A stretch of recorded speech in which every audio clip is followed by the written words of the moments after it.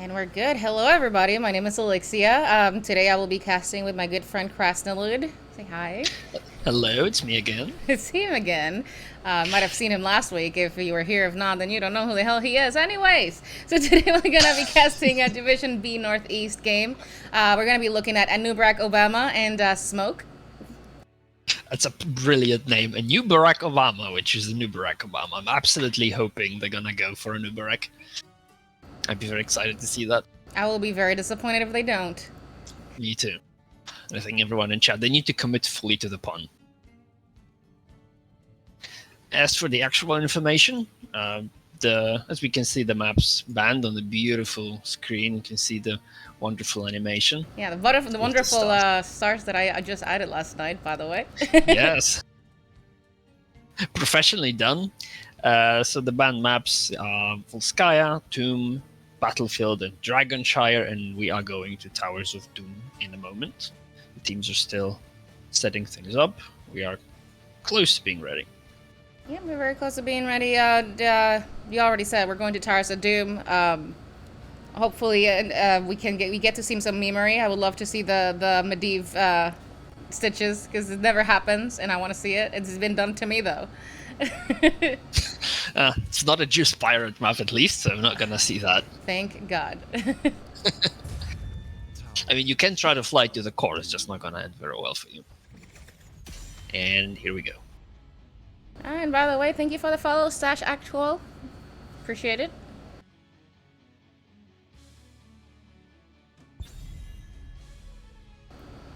Alright, so it looks like the team Smoke has the first pick, so we're gonna see them banning first, obviously. That's how it works. Smoke on the right side, and new Barack Obama on the left. Just saying it mostly to myself, because I don't see the overlay in game. That's why I sent you the screenshot. I thank you very much. I'm looking at it. Okay, so I wonder what's going to be banned. Is it going to be something generically strong on the map, or are they actually done research on their opponent and they got to ban some of their picks specifically? I'm curious to see in just about now. They are taking the entire duration to ban. And they're going to ban Soul, which is definitely very strong on this map because he's one of the best dual soaker in Towers of Doom, at least. However, he's really not meta anymore, so we don't see him a lot. It could be a target ban, but it could definitely be a map ban since he's also good here. I'd be more leaning towards a target ban because Zul, even though his wave clear and ability to double soak is fantastic, I play him myself. It's just not very good in team fights, and there are a lot of other heroes that can double soak just fine. For example, Leoric or the Haka that just got banned, so they really don't want the offlaners. It's incredibly strong, the Haka's map, because not only he has the global value, which is really good on this map, and the Haka is just generally in a decent position right now with strong potential for CC and turning the tide of battle. Yeah, on the red side, we're going to see a Blaze ban, which also leads me to think it's a target ban, because while he is strong, he's not something that you see very often anymore. He did have like a couple of weeks where he was actually pretty a priority pick, but that's kind of died down since. Yeah, the Blaze's main strength is his versatility to be played in either off-lane position or the main tank position. Usually he's being picked in the main tank role recently, but he has still capabilities for the off-lane. And they did ban Vikings. Well, that is absolutely the target ban here, because this is a strong Vikings map. Not the best Vikings map, but definitely a strong one. It's definitely strong because, as you know, the foreman wants to prioritize that bottom left bell tower. And if you have a Vikings double soaking all the time, you have to use some of those resources from your foreman to take care of that. We're going to see our first pick Vala, and I hope it's going to be auto attack because that's what just got buffed, and it's my favorite build. I'm not biased at all. You're not biased at all, and I'm hoping it's going to be something else than auto attack, because auto attack sucks. Maybe no, you kidding. suck at auto attacking. We do see the stitches on the blue side. Hopefully, we do get the Medivh eventually, or maybe the red side will get it because they have the Vala. Yeah, Vala's, even though some of the nerfs have happened to her, she's still a pretty decent assassin, while protected properly, of course. And it's the Junkrat. So the priority on the DPS from Smoke right now. Junkrat very good here because you need to stall the channel and the bell towers, and Junkrat's fantastic for that. And of course, he has great potential for controlling the bushes with his traps and potentially getting some nice kills since the mob tends to get a little brawly. And they did pick a new Barak. I am inclined to say that is illegal because they are taking a new Barak from a new Barack Obama, and I don't like it. Yeah, we probably should remake the draft. Like, come on, can't do that. But he's strong tank, and they're probably thinking that the new Barak Obama team is actually playing them well, so they're saying, no, we want it for ourselves. Well, to be fair, Anu Barack Obama already had a tank that is not Anu Barack. But that's okay. It looks like they might be going for the Gorge, though, since they did ban the Anduin that can save anybody that does get gorged. Yeah, there is one way I'm doing again, is just a strong healer overall. And the new Barak Light Bomb works really well, so this is a very strong engage onto them. That they do have some tools to stop, especially with the Brightwing there with the Polymorph, but still Anduin is overall solid. And then Mathia, they banned offlaners. They really don't want offlaners to be the game. I haven't seen such a focus priority on offlaners in a long time. And I'm not sure why the Mathia banned. They already the draft that they have is pretty good to lock him down and counter him. But I guess they just don't want to deal with him. To be fair, Malthael, in my opinion, is one of the strongest early offlaners, at least on this map, because with the Pale Hordes and his wave clear is very quick. There's the kidnap! There you go. There's the kidnap. Yamadi. Now, I wonder who's going to be the hyper carry on their side, though. Yeah, that is... Vala is already taken, so she's the best solo hyper carry in this case, but they also picked Sonya. I'm very excited to see some potential leaps onto the squishies. Anubarak goes in and Sonya goes, the opposite side onto his backline. So I'm wondering what other stuff are they going to pick up. And it is Leoric. I'm very happy to see this, and he is wielding a mop, which makes me very happy. The mop is back. And lastly, we do see we have seen like 3 things today, by the way. The Lucio gets picked up by the red side, which is... he can technically cleanse the hook. You do have to hit the hook, the target before the hook hits, or it's not going to cleanse it after it's been grabbed. I've died like that before. Solo DPS Tychus. I guess Medivh can put out some damage, but it's not that great. But yeah, he needs to stack fast, so he has potential for some solid DPS, but I feel like his strong DPS talent comes at 16, if I'm not mistaken. Yeah, I think it's 16. And solo hypercarry Tychus. I'm curious to see what's going to happen, especially that most likely he's just going to be killing a Nubarak, since I don't think he will have easy time getting close to Vala or Junkrat at all. He definitely shouldn't get close to the backline at all. They're definitely looking for shorter fights, I think, whereas the red side is looking for more blow-up fights, because the Nubarak is kind of suffers from like the taunt variant syndrome. If you don't get the pick with the engage, he is very prone to just dying. There's the symbolic didn't do the portrait synergy, and I'm disappointed. He is the one who broke off, but at least they're keeping to Carbot style, so you can excuse that. But what you mentioned with the blow-up comp, they do not have a typical mage. They have double auto attacker with them to do that. I mean, they sure can dish out some serious damage, both of these DPSs, but I would rather see some sort of typical mage like Jaina, Ophia, that sort of stuff with the blow-up composition. But we'll see what's going to happen. Well, let's just start by introducing these teams. On the side of Anu Barack Obama, we do see Soul Shepherd playing the Stitches, Pokeflute playing the Brightwing, Bishop Mist on Sonya, Intolerate on Tychus, and Angry Panda on Medivh. Yes, and their opponent on the right side in the red today, Smoke with Symbolic on Junkrat, Psycho on Leoric, Dingleprof on Vala, Greekfire on Lucio, and Xeno on Nubarak. That's a great name. Yes, and anything with the word dingle is always automatically funny. Yes. Alright. And you might be disappointed Vala went for W build, so no auto-attack shenanigans tonight. Well, it is a 4-man fights that's going to be happening in the bottom lane, so it makes sense. I just don't like it. And Leoric is already going aggressively, attaching the drain to the Stitches. Junkrat Mind pops and throws minions away. Polymorph gets used, but the red team runs away. Some pings. Lucio's probably pinging Leoric like, leave, we don't want you to die, we want you to go and soak. and the rest of the blue team, along with Medivh, is rotating bot. Yeah, the red side did get the wave prio, so we're gonna see everybody rotating down, and we just see Junkrat being obnoxious as hell, delaying the Taika's rotation here.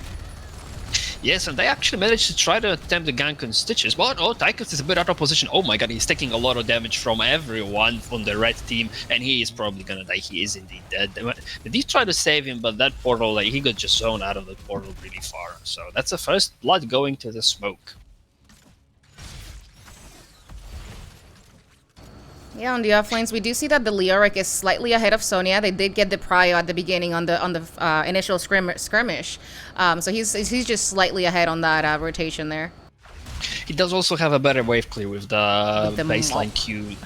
Yes, the mop baseline now does more damage to minions, so obviously he has a better wave clear, and Sonya is probably a little bit behind. Of course, he's very safe, attaches his drain, and Sonya is cannot really do much. But they're both teams committed to the camps, and the red team took it faster, and they're invading actually. Stitches is walking.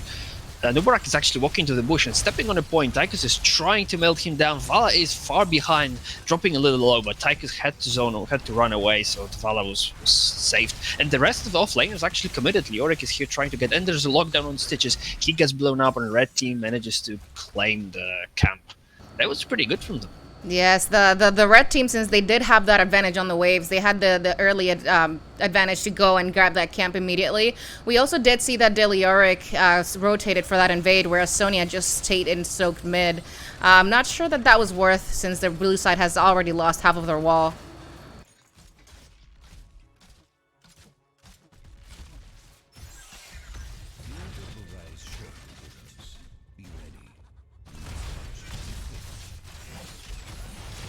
Well, it looks like my co-caster has died, and we do see that everybody's going to be here doing the regular poke, and nothing's going to come out of it. They're just going to back out safely.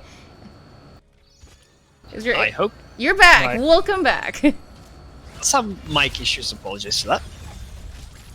There is a hook on the Vala, but she runs away immediately. There's no follow-up. Barak tries to CC back. Vala getting some stacks, but there is a little bit of brawl happening right as the objective starts. The offlaners are going to the respective towers, stop, and the bottom brawl is going to happen. But Sonya just didn't pick it up.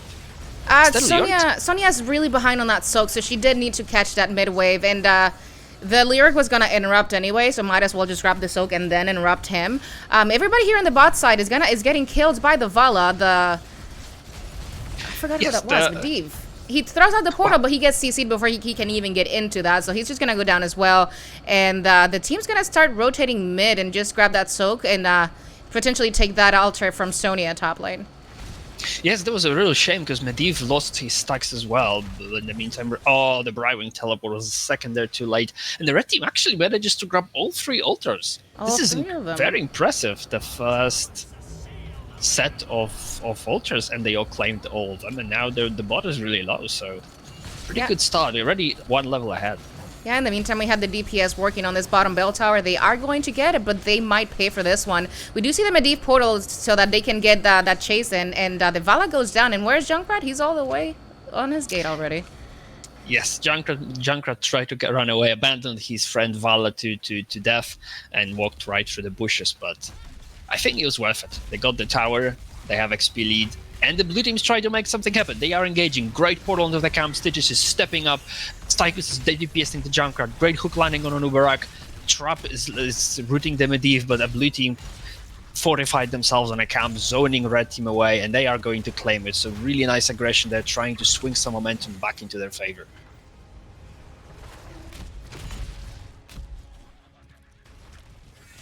And that's just going to take half of that bottom wall as well. We do see that the Barak is trying to keep the Stitches from backing, but the Medivh is just going to throw him a portal so that he's just going to be just fine.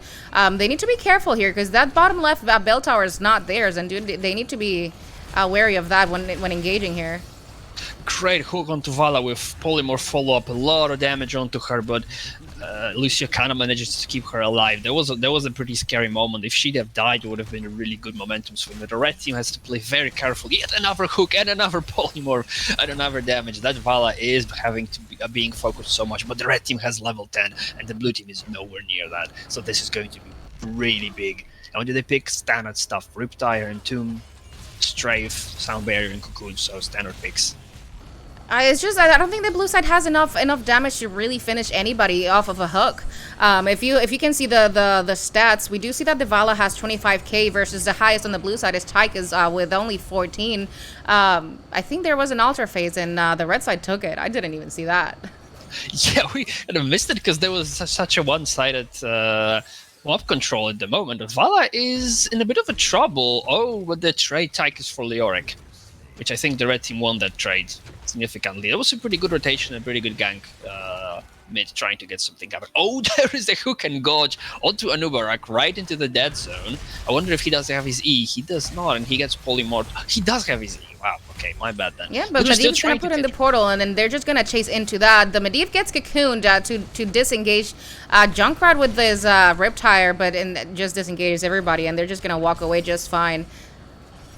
That was a really nice attempt. Unfortunately, if it was anyone else, they probably would have died. But since it was an Uber, I could just eat out safely. That was a good try. However, the Gorge was already used, so the red team still controls the bot lane. You can't Barack Obama the Barack, I guess. Exactly. They're that's not a word. Yep, the red team's just going to focus on protecting this bottom bell tower. They might want to look at their siege camp, but instead they're just pushing in a wave, I guess. Yes, Hook not landing. Medivh is trying to get his stacks. How's he doing? He's 14 stacks at the moment, so he's quite far from completing it.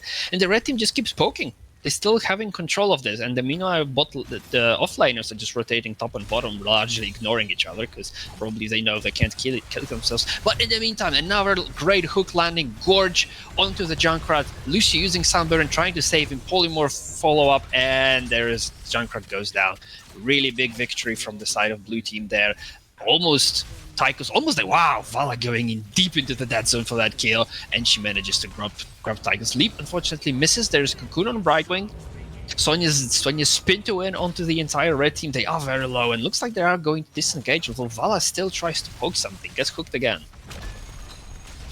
Yeah, the Leoric's gonna come here with the flank and entomb the healer and the Stitches, but healer can just blink out and Stitches is gonna go down. Like I said before, it looks like the blue side just does not have enough damage to finish anybody off. They had to use, I think, 4 cooldowns, if I count it correctly, to kill one Junkrat, and then Vala just turns around and gets a counter kill. Yes, the Tychus does have a lot of damage. Unfortunately, it's a very low-range damage, so the moment the target moves away or Tychus gets pressured, he doesn't really have an opportunity to get a kill. And there was a great rotation from Leoric, noticing that his team is in trouble, so he just came in, dropped into him, and left to do his offlaner thing and double style soaking. So really well played by this. Meanwhile, Sonya was just trying to get XP soaking all the time.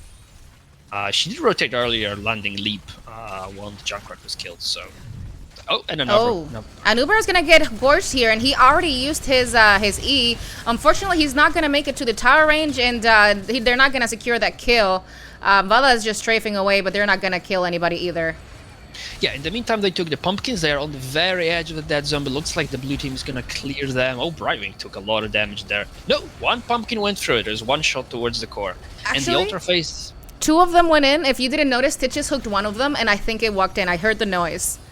Okay, I just saw the one that was on point. What? Hooking the... Oh, no, and we get 3 more. Yeah, he hooked it in, and it still did the damage.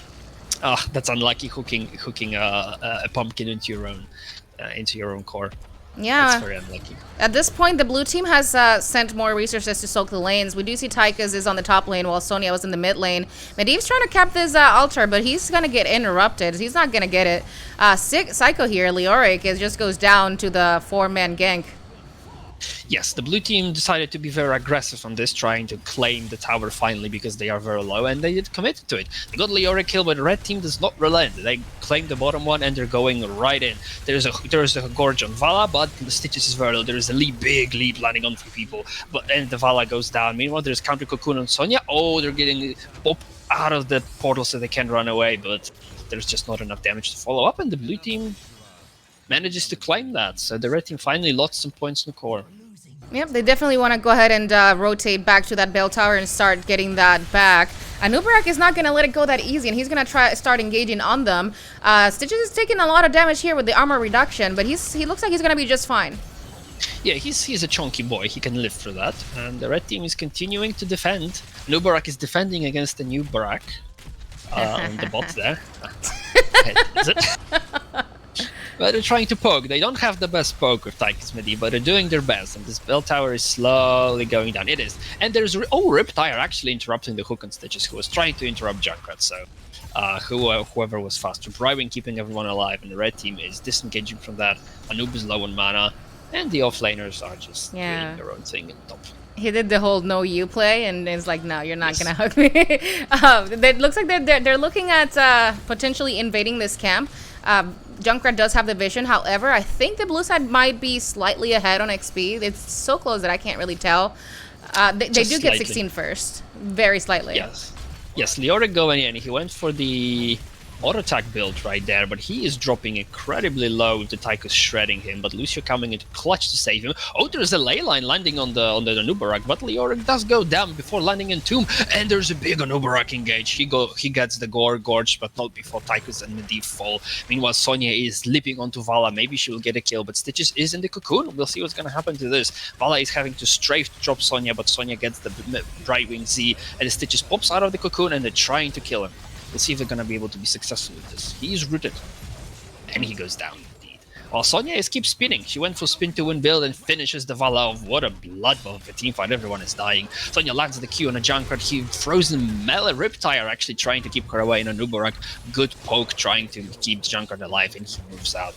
Looks like Anub is also going to make it out. Yeah, Vala does have Manticore, so she's going to be able to burn that Stitches very quickly. Leoric already capped the top left altar, and they only need one more, so the blue team will need to hurry and make the rotation to the top right.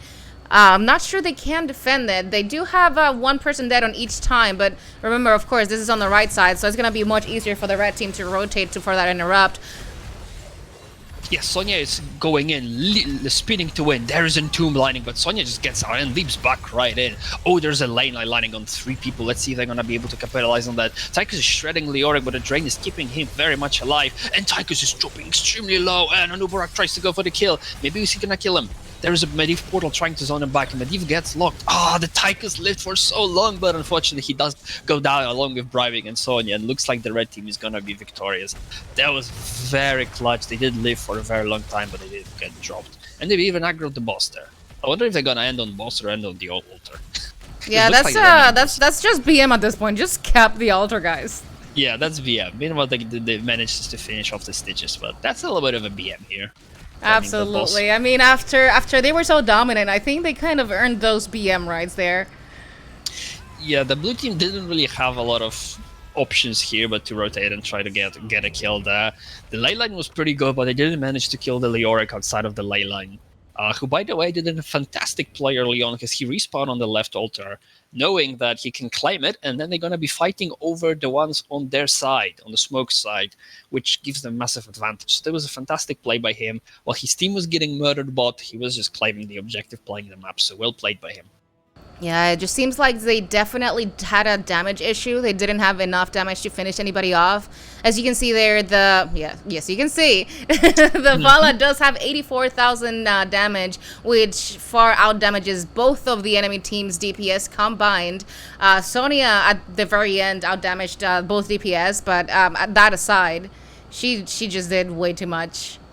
Yeah, the Vala has almost double the damage of Tychus, and Sonya, who by the way did more damage than the Tychus, so that was a little bit problematic. The Gorge kidnap combo usually landed on an Ubarak, who was just managing to get away easily even from the dead zone, and it was just very rough for the blue team there. I don't think the portals really gave them enough value, especially that Medivh never completed his baseline quest, so that hurt his DPS output a lot. Yeah, anything you want to notate here on these talents? Oh, it's kind of interesting that we didn't really see the trap build on Junkrat, which is what we typically see these days. Yeah, he did come for the silence, at least.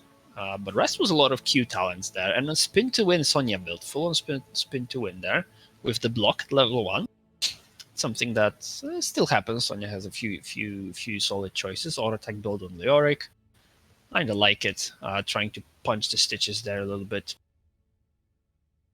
And we didn't even see the Odin, we saw the laser, so I guess that makes sense, especially with him trying to kill the Barak.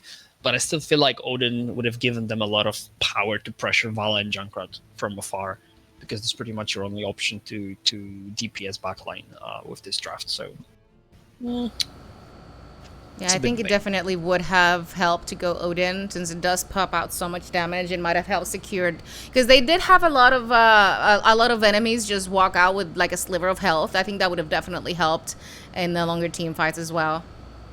Yeah, getting that one single hit, just finishing off those low HP squishes.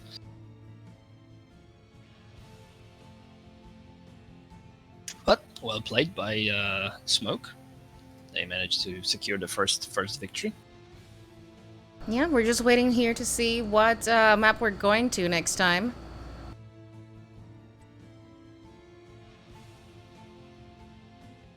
It shows everybody in game still. I hope they didn't start without me. Oh yeah, that would be bad. It definitely would be. Let's hope they didn't forget us. No, the red side shows available. The blue side shows in game. Yeah, maybe they're still analyzing the matches. In the meantime, we can admire the beautiful animation from screen.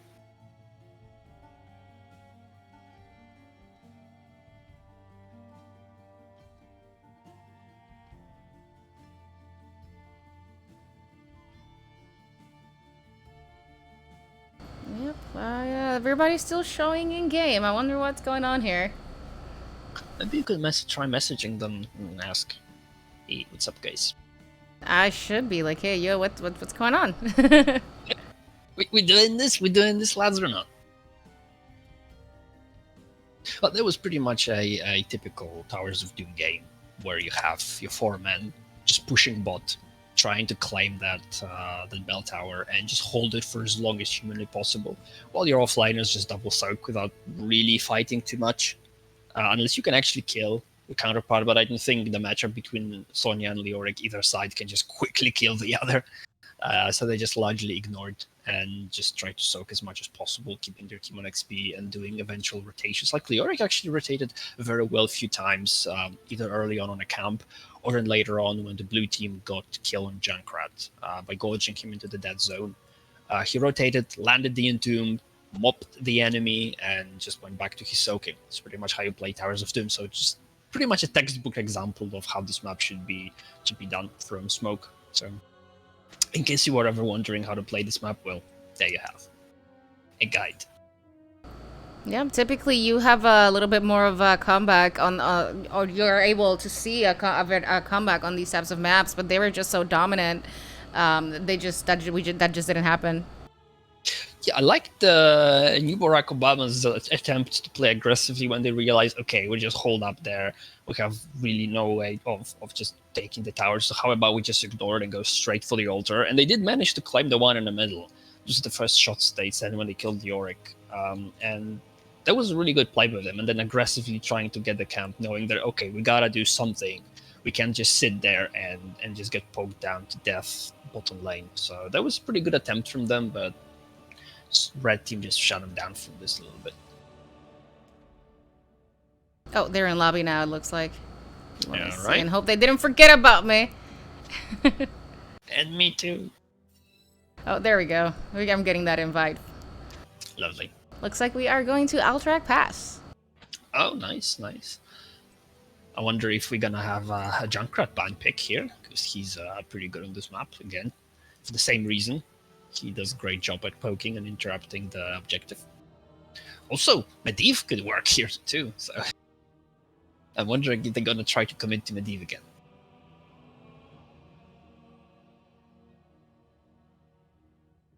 Okay, looks like this was a pick from a new Barack Obama again. It looks like they want to go to the Alterac Pass, which is kind of interesting. It's typically not a favorite.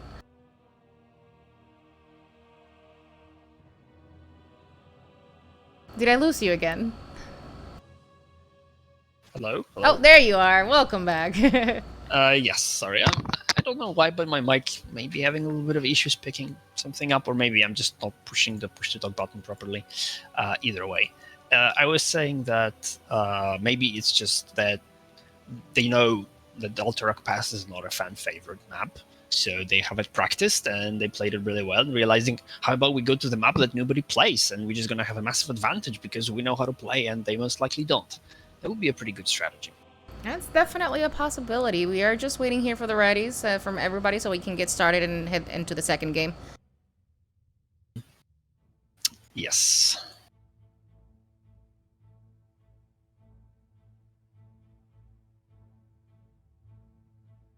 Maybe somebody's having some sort of delay or... Oh, look, we're seeing some readies here. I'm going to put mine in and it doesn't matter. It could have been a bio break or something, you know. It definitely could have been, which just gives me the idea to just maybe ready like a compilation of something and put it in the middle. If this happens again, I don't have to do anything. Or we can just be randomly talking about random stuff. Randomly. Random. Or we can be throwing out interesting owl facts. Owl facts? Owl facts, yes. Again? We already did that on my stream. I mean, I'm sure not everyone here in the chat has heard about fantastic creatures such as owls. Incredibly great animals. I'm sure everybody knows I highly what an owl recommend is. looking them up. Alright, we do see the immediate Vala ban. They don't want to deal with that again, and I don't blame them. Yes, that Vala got a lot of value last game. So much damage, so much DPS. I mean, truth is, they didn't really, the new Barack Obama, they didn't really have a lot of tools to shut her down, so she just had a free reign, and you never want to give Vala a free reign. She does absurd amounts of damage, so... And there's still Blaze ban. They still want to deal with the Blaze. They could definitely be a Blaze main on the blue side. I have never seen these people before, so I don't know, unfortunately. Yes, NGS doesn't provide great summary of played heroes, so I don't know either, unfortunately. But it could be a priority pick for one of the blue side players who are banning just now, and they did ban Lucio. So that's some respect bans right there going on. That Lucio, I mean, he did Lucio things. He did his job last team. Definitely saving his team. Definitely healed. He definitely healed. He definitely healed. As a healer. Okay, and we're gonna see a Tychus ban, which might be a respect ban as well. Yeah, I think it's just they maybe saw, okay, if you decide to play Tychus with hyper carry, you probably are playing Tychus really well, and you probably love the hero, or maybe your hero pool is a bit limited, so they're just deciding to get rid of it. Or they want to play some beefy frontline. I'm not expecting Cho'Gall on this map, but maybe they want to play something like Diablo, and Tychus would be very good against it. Yeah, exactly. We're going to see a first big Junkrat, which is really annoying on this map with his poke. And on the red side, we're going to answer with the Brightwing and Nubarak again. No Nubarak for Nubarak Obama once again. That is pretty much BM. Picking a Nubarak versus a Nubarak Obama, I mean, it has to be BM. Or they're just definitely afraid of him. Maybe that's the win plan of the blue team. Just get a Nubarak and then win from this. Like, empower, everyone else. But yes, they did pick Brightwing, they pick a Nubarak. Pretty standard picks overall, both very strong generally right now in the meta, going against the Junkrat here. Oh, and we see the priority on the front line from the left team with Johanna Irel. I am very excited to see Irel. She's one of the hottest heroes to play, in my opinion, and in the right hand, she can be absolutely incredible and very, very powerful to deal with her potential for damage, for zoning, for CC, for soaking the damage. So I'm excited to see that. And Johanna, standard. Nothing really exciting, but she does her job. Yeah, lastly, we're going to see a Stukov ban, which could definitely... He's still very strong. The silences are pretty lethal, and we are wanting to go for that healer choke at this point, since they already showed some of their DPS in frontline. There's no need for that. Yes, also, Irel's big power is she goes in deep, takes a lot of damage, and then pops her Ardent Defender ult, the barrier that absorbs damage, to stay alive. And, they don't want... I mean, I guess the Stukov would be on their side as well, but they do have a pretty good lockdown. Anyway, from this, I don't think they would have gone for double support there position. Yep, and we're going to get a Gazlowe on the red side with a Kerrigan. They're going heavy frontline. Oh, that's quite an interesting. They have a lot of CC. My God, they have a lot of CC. Every single one of their heroes has a CC. So, good thing they picked Johanna, who is unstoppable. It's gonna help them out a lot. Absolutely. That also limits their engages though, because falling sword is very easy to dodge. So typically, I like to see the blessed shields, and so it's more aggressive and in a more secure way to get those kills. But they're likely want to go defensive falling sword here. Yes, the Falling Sword granting Unstoppable might be really good against those engages from Gazlo and Kerrigan. I mean, imagine being CC'd by a noob and then pulled into Gravel Bomb and stun. That is a really scary and nasty combo, so they probably want to get rid of that. And they have Gust to deal with this, and they potentially have Twilight Dream to lock down the Kerrigan or a Barak when they go in. So they have absolutely the tools to protect themselves. And there's Deathwing. So they're coming into the full melee here. Yes, and the blue team doesn't really have a lot of punishment against it. I mean, sure, they have Junkrat, who can just poke them. But I don't think that's enough just to severely punish them for full melee composition. Yeah, at the same time, the red side has to catch them first, but if they do, I think they probably win that. Malfurion is a very passive healer. He does not burst heal anyone, so he might struggle to keep up with the red side's damage. Absolutely. If they can lock someone down, there's a good chance they're just going to instantly get deleted. But Malfurion does have the AoE cleanse, which may be very helpful, and he does have Twilight Dream. So I feel like those were the main two tools that the blue team wanted to get against such a CC-heavy composition. So tell me, which of these two drafts are you favoring here? Ooh, that entirely depends on the individual skill. We saw a very dominant performance from the red team, so I'm just willing to bet on the red team's nice blow-up potential here in this game. So I'll be voting for them. All right, so I just want to go ahead and quickly introduce these teams. We do see Angry Panda on the Falstad, Bishop Mist, he is playing the Junkrat, Pocket Fluid on the Malfurion.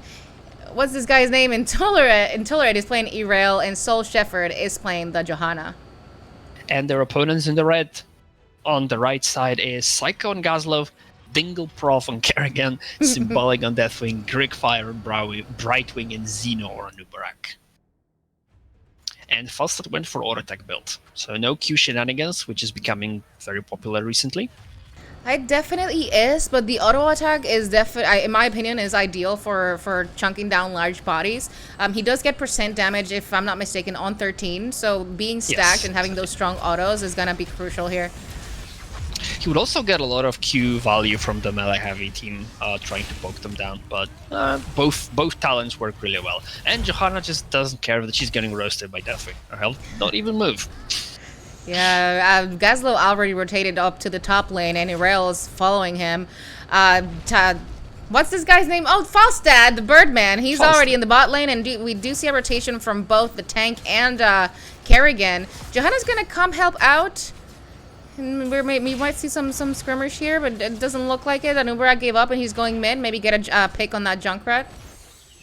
Yes, but with the Deathwing fall, Junkrat actually boops himself out of this. Oh, but the Kerrigan engages into him. Does she have a combo? Oh, she does, but the hut blocks him, and she has to get away, and Junkrat stays alive. But Gazlo very early commitment to the camp on the right side, and the Junkrat and Malfurion going to the left side. Malf, unfortunately, doesn't really have good healing on PvE, because a lot of his healing comes from landing when fires onto the heroes. So that's going to probably chunk Junkrat quite a little bit. Meanwhile, we saw a very interesting exchange in the middle where Johanna was just standing slapping Deathwing, who was breathing right next to her, and none of them seemed to care. Yeah, and it looks like Erail was thinking about invading that red side camp, but when she got there, it was a little too late. They had already capped that, so she's just going to move away and go back to her soak. And in the bot lane, there was a fantastic gank to the Falstad with Kerrigan and Anubarak locking him down, bribing Polymorph help. Deathwing was a little bit late to this, but the chicken did go down before he managed to get to the safety. So that gives Red Team a little bit early level 4. And Anubarak ambitiously trying to get to the Junkrat, but he got behind the walls faster. So he's safe for now. Yeah, they actually probably would have killed him if he hadn't missed. And looks like he's going to get pulled by the Kerrigan, and he's going to get roasted by the Dragon. Junkrat is going to go down here. They are very aggressive, and that's what they need to do. Yes, this is pretty much how you play this composition. You pull someone with the Kerrigan, and then you CC chain them with the rest of the team and blow them up with the 4-man Deathwing. So, yeah, great play by that. The blue team needs to be absolutely very careful since this Kerrigan has shown that she can land those combos, and this is always a very scary thing to do. I do want to point out one thing, that the Malfurion has another tool to help his team stay alive, which is the Sleeping Root level 1. So that's another potential for counter CC. Yeah, once again, the whole team's going to rotate bot lane, but this time Falstad is being a little more safe. He's staying by his gate, so everybody's just going to go ahead and rotate mid, potentially looking for an engage here, but they're just going to back away as they know that they are missing. Junkrat needs to be careful here. Yeah, the Kerrigan already pulled him a couple times, so he's staying away, just poking at her. The red team is not committing to the objective yet. They know full well they have plenty of time. They're trying to grab the cap, maybe get the early level 7. Deathwing is trying to poke a little bit of the blue team, gets the early channel onto the prison camp, and trying to get a little bit of seconds onto it, but the red team managed to get a camp, and they're showing up on the objective. Yeah, they will need to cap this very quickly as the blue side is getting to 7 quicker than they are. We're going to see an engage here on Irel. She gets polymorphed and she goes down to the dragon. Yes, this is a perfect example of the red team, how they want to engage this. The absolute lockdown of everything. Stun, polymorph, stun, grip, another stun, another stun, another stun, because they have plenty of those. And the Irel does indeed go down. And the Junkrat is showing why you pick Junkrat on this map. Keeps poking with absolutely everything. Mines, grenades, delaying the red team's cap by a really long time. Yeah, in the meantime, we do see that Falstad is stealing wells. Gaslo is going to come address him, but once we see the Gaslo rotate down, he's just going to go back to his team, giving them the 4v5 potentially. Yeah, that was a really good play from the blue team. Even though they lost someone, they didn't allow the red team to... Oh, meanwhile, let's engage on Johanna. I will finish that sentence later. And she seems to be staying just fine with the Unstoppable. So even though they lost one person, they managed to delay the red team from capping the objective, and they even stole their well. So, well played. Yeah, they're going to get a counter engage on Irel, and she's going to go down to the polymorph. Barak running low, but he's going to mount and walk away just fine. Yeah, the biggest problem about Irel is she's strong, but she cannot be CC'd permanently, similarly to Sonya, or she is going to be in a lot of trouble. And considering how much CC the red team has, Irel is not going to be having a fun game. Oh, Falstad walking into that stun has been unfortunate, but doing a lot of damage to Kerrigan in the process. Yeah, Kerrigan's going to fall quite low, but she's going to get that Z from Brightwing. Everybody's moving in on the red side, but Irel has already respawned, so surely they might be able to re-engage. Surely, maybe. Yeah, they're definitely trying, and Johanna is being completely zoned out, and now he's being locked down by the red team, and she dropped really, really low, but there was just the Barak and Kerrigan fighting at her, and they did manage to get a channel, so well played. Deathwing cannot be booped by the trap, so he's just staying on it. That's the thing about this kind of composition as well. The red side is looking for the early game picks. Meanwhile, the blue side kind of has to scale with the heroes that they've got. Oh, Irel jumping aggressively in, trying to make sure they don't get this, but they're all getting CC'd. Falstad behind is getting pulled in and has to barrel roll away. There is a fire absolutely roasting Irel, has to jump away, probably going for the tap. There's a sleep root landing on an Ubarak, and he's now being whipped away, but the red team claims the objective. And with the big level lead, they're going to be pushing into the structures. Yep, Falstad's already in the bottom lane, getting some advantage here in the soak, keeping these teams even. The red side's slightly ahead, so they will have those stands slightly before the blue team. What's going on mid lane now? Nothing. Yes, they're just Johanna's trying to maybe get some condemn onto the red team, maybe pull them closer, but they do manage to get away, and they're pushing in. Yeah, it appears that the red team is going to prioritize the mid lane for the most part. That's where the camp is, so leaving that unattended might take a keep late game, as Johanna's going to get CC'd, but she's not going to go down just yet. She does have that shield and Unstoppable. Definitely's going to fly. The poor Malfurion is left behind, and he just gets killed. Yeah, he got roasted before while Johanna was trying to stay alive, and then he got cocooned and was CC'd by everything in the fire, and Kerrigan used yet another stun on her disposal. It's absolutely disgusting, with the Ultralisk locking him down, and the red team is just moving in. Deathwing went for the Q build here at level 4, so he does a lot more damage there, and he's absolutely utilizing this, and he's flying away. Yeah, Kerrigan was trying to kill Johanna there through the wall, but she's not going to get it. We do see that the team is rotating bottom. They're going to get the Falstad here through his gate. He makes it up for now, and he's not going to fly. He gets polymorphed, and the Kerrigan's going to finish him off, but Brightwing stole the kill. That nasty support stealing the kills. Right. Well, Deathwing doesn't realize that he doesn't shoot fire from both sides, I guess. He was trying to zone. He was trying to zone the blue team away. Hey, you don't know that for a fact. But they do get a fort here. Irel is trying to counter push top, but unfortunately, Irel is not known for her stellar siege damage, and Gazlov is trying to address that problem right now. And we don't have Twilight Dream, we have Tranquility, so Malf is trying to keep his team alive as much as possible, and Johanna has the Blessed Shield, as we discussed, trying to absolutely hit multiple members of the red team. Even if she hits Deathwing, the shield's gonna bounce from him onto others, so... Yeah, and contrary to what you might have thought, Johanna actually picks up the Blessed Shield instead of the Falling Sword. She is not afraid of their CC. Nope, she is not. In the meantime, the blue team is getting that bottom boss. Doesn't look like the red team is going to snipe it. They're just going to try to go for the fort. I'm not sure if this is worth it unless the blue team can secure a fort with it as well. Yes, Irel is being in a lot of trouble there in the top, but they're not really focusing her too much. The Rover gets struck. Just, oh no, they're actually going for her. Deathwing is trying to get Valley out of his level 10, and again, big lockdown Ultralist comes in. Deathwing uses his E to stun her, and she's dead. And the blue team decides to make the only reasonable play they can, which is to grab the boss and push the fort, bot trying to get as much damage as possible. And we have Siege Ultralisk top. Yeah, the red team is going to go ahead and get the counter on that top boss instead. They're not going to... Gazlo's going to slightly defend bot lane. They're not going to let them get too much value. But the blue team will have the advantage here on the cap. They do need to grab 13, so they do need to back away as soon as they show. But they are... At least they're going to get some time on that objective. Yes, the biggest downside of the red draft is the fact they have very little boss damage. As you can see, it's taking them absolutely forever to get it. And the blue team actually uses this opportunity to take down the keep wall in the meantime, which is a huge advantage for them. They almost capped the objective. And all this time, red team was trying to get that boss. Yeah, so the red team is already rotating to the objective. Meanwhile, Irel is still mid lane. She's going to be quite late. Johanna's getting CC'd, but she's going to be fine. She Blessed Shields everybody. Nothing happens out of it, though. She pops her Unstoppable to get away, and looks like she's going to be fine for now, at least. 2 seconds, 1 second. This is very clutch. Oh, the gust. He even tries to gust the boy by the grab bomb before it even lands. Fasta dies, and they stop it at 0.7 seconds, and the Kerrigan absolutely ravages them and gets Johanna killed. It was so close for the blue team achieving the dream. As we can see, the Fasta is sad about this. He even posts in the chat.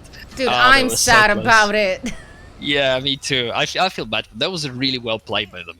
The red team severely overestimated the boss clear capabilities, so the boss took them a really long time. But Irel had to actually back and clear it, so they had a number advantage, but it was so close. They used absolutely every ultimate in their disposal. The blue team, I mean, trying to delay the red team cap just to get that objective, but they sadly didn't manage to do so. The red team does secure the blue side siege camp and take some points off of that wall. They do see that Gazlo's bot lane, but he's gonna start rotating to the team now. Johanna trying to cap that objective back, but she's not gonna make it. Junkrat, I don't know how he got there, but he is in there with everybody.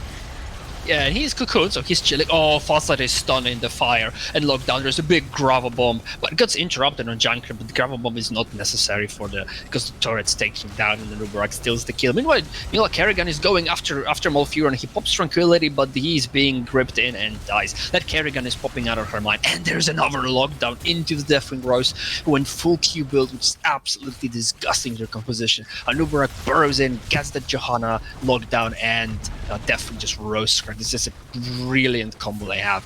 They have pushing into all three keeps with the objective. The blue team is dead and they're going into the core. This is looking really grim. This is potentially game.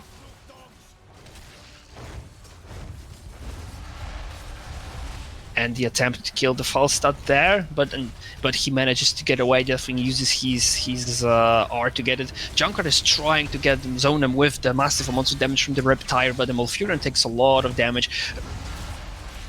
And he flies in again. He got the reset, but the red team is getting a little bit low there, especially for Nubra, but he gets the Z to burrow away to safety, but the core is dropping very, very low.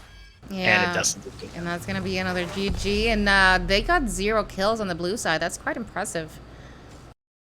Yeah, very dominant performance by Smoke. They stormed this game, absolutely. That was a very, very well played by them. Really, they knew they knew the plan they had in mind with the draft. They drafted properly and they executed it properly. So I'm impressed. Yeah, props to them. New Barack Obama, unfortunately, is not gonna get any of these games, so we're gonna see a domination on the red side. Yep, well played by them. So as I said, as I mentioned multiple times, Deathwing going for that Q value here and actually being top damage in the game. So definitely got a lot of Q power there. 41, almost 42k damage compared to 30k from Junkrat.